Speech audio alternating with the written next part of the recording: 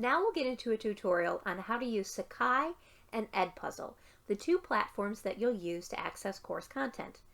To access Sakai, you'll go to durhamtech.edu, navigate over to Current Students, and then scroll down here to the Sakai link. You can also, of course, go directly to sakai.durhamtech.edu if you'd prefer. Then you want to click Login with your username and password. Now up here is where you have your Bookmarks bar. Now if you don't see your course listed, what you need to do is navigate over here to Sites, find it, have a star to add it to favorites, close out, and then reload. Now you will be able to see your course. There's some information here that I want to direct you to. First is the student help. The Sakai student help and the instructor help is really pretty in-depth and very helpful if you have a question about Sakai. It starts with some basic information such as how to log in and reset your password, how to attend an online meeting, how to post in a forum, which we'll be doing in this course, taking a test or a quiz in Sakai, how to submit papers or other assignments like speeches, using Turnitin, which we don't use in this particular course, and then some other ways in order to contact Sakai. So if you have specific help, you can check with your instructor, you can call the Sakai help desk or chat. There's a lot of great information on how to navigate Sakai. I also want to draw your attention to the calendar. This is where the due dates for this and any other course that you might be enrolled in will show up, and it's really handy to keep track of. If you click here on the date and scroll down, it'll show you what's due that day. So for this particular example, a quiz is due. The next one is a speech. Now you will notice that there is not something for the first week of school. That's because for whatever reason, for forum posts that are due on a specific day, those due dates will not show up in Sakai. But rest assured, they are still due dates. So now that we understand how to look at the calendar, we'll go inside the actual course. Now right now it's unpublished because it's not live yet, but this particular bar won't be by the time you visit it. You'll start here with the Announcements tab. We'll also go to View Site as Student. Here is where I'll have any announcements for the course. Maybe a speech is coming up, or some information that I'm passing along from Durham Tech. Any announcement will go here in the announcements section. Some announcements, if they're important enough, will also email to you. Or if they're not quite as important, they'll email unless you have checked various emails off in Sakai. Not quite sure how you do that, but if you don't want to get all kinds of emails from Sakai, there is a setting for that. And if you don't want to get it, you won't get it. But most things either you'll get an email about or no one will get an email about because it's not necessarily important or vital to the course. Next you have the Syllabus tab. This is where you'll be able, if you hit Expand All, to see the syllabus. If you click on it, you'll have information about me, how to email me, gilbertj@durhamtech.edu, information on the course details, when we meet, course description, course materials, etc., etc., etc. You always want to make sure you pay special attention to the final withdrawal date for the class. In case you're not doing so well and you decide that you want to drop, you want to make sure that you drop by that date. It also will have all the course policies and of course the course schedule. So if you ever have a question on when something might be due, you can look inside the syllabus. If for some reason there are any changes to the syllabus, that will be communicated. And you'll also have a revised syllabus, or information will just be crossed out so you know something has changed. Hopefully we won't have too many syllabus changes. Next is where you will spend the bulk of your time in this course. That is the Lessons tab. If you click here, you'll see the first few weeks. Now, this course is designed in 5 3-week clusters, clustered around each individual speech. So 3 weeks of course material will be available at any given time. The first, class orientation, speaking in public, giving your speech and presenting it online, and topic and purpose. This will show you which week it is and what's going to be covered for that week. We'll do a dive every 3 weeks into exactly what you need to know in Sakai, but I'll do a very brief overview here. You'll have a little graphic, again, with what we're covering that week, what's due, a weekly checklist, followed by your lecture videos,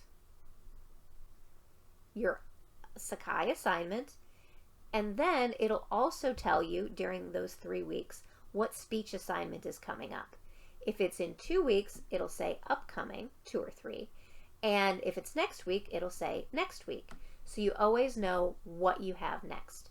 Again, most of the time in Sakai, you'll be spending in the Lessons tab. Next, you have your course gradebook, where you can see all the information, when things are due, and weekly participation. Assignments is where you can go. You can see right now no assignments are open because the course hasn't started yet. But it's probably better for you to access the assignments directly from the lessons.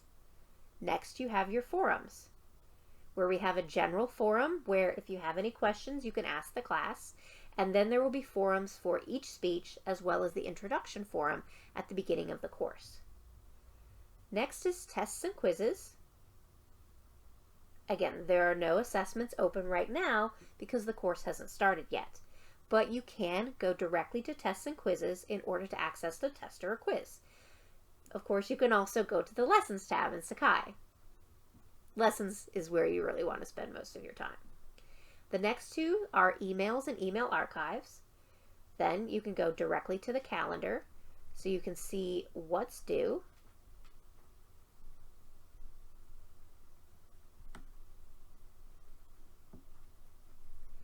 As well as a meetings tab, which we probably won't use but is still available.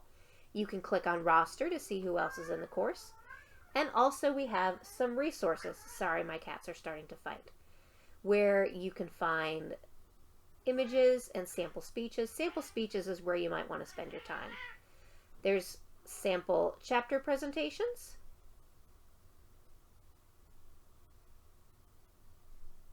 Let's go up again. Sample self-introduction speeches, online speeches, informative speeches. You can always find sample speeches here. Now, a lot of those speeches will also be embedded into your Sakai lessons, so I'm making it a little bit easy for you. So that, in a nutshell, is how to navigate Sakai. Again, each 3-week period, we will go over exactly what is expected of you as you prepare for that speech. The next platform we use in this course to deliver course content is called Edpuzzle. Now there's 2 reasons that we use Edpuzzle instead of just Sakai. The first reason is because Edpuzzle allows for greater interaction. I can insert notes and quizzes to help make the course more entertaining and more meaningful. And the second is because Edpuzzle has a tracking function where I can see who has viewed the week's assignments so that I can give you proper participation credit. Now, in order to access Edpuzzle, you can go straight to edpuzzle.com and enter in the course code. Or you can go into the Lessons tab in Sakai, again, that's where we're going to spend most of our time, and go directly to this link. This is our course code, and you can click right on it, and it'll take you to edpuzzle.com. If you don't have an account, you can sign up as a student, and if you do, you can just log in with Edpuzzle, again, as a student. I want to switch to my student account. Now, because you've already entered in with the link right there, it'll find your course right away. Found it. Here's the course, here's the class code, and so you click Join Class. Now you'll see your course here on this side of the screen, and you'll see assignments that are in progress and upcoming assignments. Now, you'll have a lot of videos in this course, but that's because we're going to substitute in-class lectures. Each one will have a start date and a due date. Because the course is structured around the 3 speeches and 3 weeks worth of content, you'll have a start date for week 1. And you'll notice here, if you scroll down just a little bit, you'll see another due date, but with the same start date. So if you want to get ahead a little bit to watch more videos, you can. So you'll have up to 3 weeks worth of videos available at any given time. So what does a video actually look like? Well, here is a sample Edpuzzle video that's already open that we can take a look at. You first want to put start. Now, a lot of videos come with a note, and that's so I can explain to you a little bit about why a certain video was selected. Now, here is a list.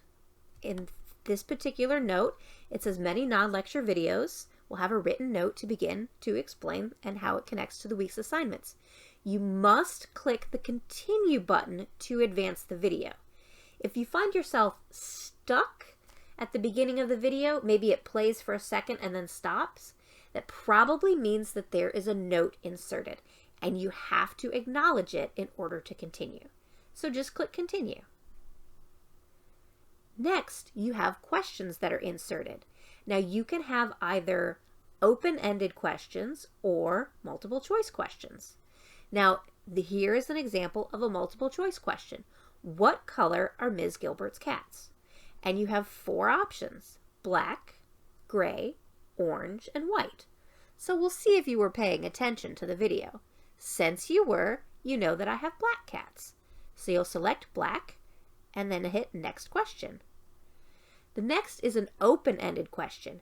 How many speeches are in this class? 22. I don't know if that's right, but that's what I'll put in. Then you can select submit, so you can continue on with the video. Now it tells you, you're right, I do have black cats. And it also gives you a hint to sort of tell you what it was that maybe you didn't do right. And it says, Ms. Gilbert runs a black cat household, which is correct. So you go to next question, and it says to be graded. Because obviously I'm not sitting here waiting with eager anticipation, so it's going to take me a while to grade.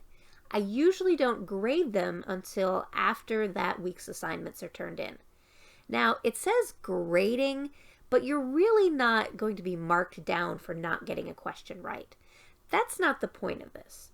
The point of inserting these questions is to help gauge your knowledge and to help reinforce key concepts. So we'll select continue. You can also turn on closed captions in any video where they are available by clicking on the CC button at the bottom of the screen. This allows you to read the words as they're being spoken, which can aid in your understanding of the material. And that's how you turn on closed captions. And that is essentially how you use Edpuzzle. Now, if you have any questions, you can go back here to the Edpuzzle Help for Students. And it gives you some information such as how to sign up, how do I join a class, how do I leave a class, changing your new username and password, downloading the Edpuzzle app for smartphone, can you redo an assignment, you don't know your class code, I can't find my assignment, etc. I also want to let you know that inside Edpuzzle, your videos are, yay, you're done. Show results. You see that your video is 100% completed and you have 1 out of 2 correct responses. So the grade is still to be graded. Now, if you get out of here and in upcoming assignments, you can see the ones that are upcoming, and I will also show you what this looks like from the other side. So I will log out here and I will log in with my teacher account. Ready for class? I'm a teacher. Log in with Edpuzzle. Go to My Classes. You can see students right here. There you go. And I'll go to Do Assignments. So I'll show you exactly how I grade them. Now, what kind of cats I have is already done, but I'll go to One Answer to Grade, How many speeches are in this class? Oh, we do not have 22 speeches in this class, so I'm going to mark that wrong. Now, I can also give you feedback such as you totally didn't pay attention. Now, I'll also show you what the grade book looks like, where I can see my name, what my score is, and how much time that I've spent. It was a 20-second video, so I watched it for 20 seconds. So that's how I know whether or not you've watched videos for the week. And that is how you use Edpuzzle for this course.